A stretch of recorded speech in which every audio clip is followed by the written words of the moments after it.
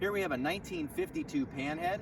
This Panhead is absolutely gorgeous. It has a perfect uncut 54 frame, an immaculate offset Springer, Flanders bars, Bates light, an amazing set of 52 tanks to match the engine, beautiful dash cluster, late 51 transmission. All around, this bike is just a perfect chopper.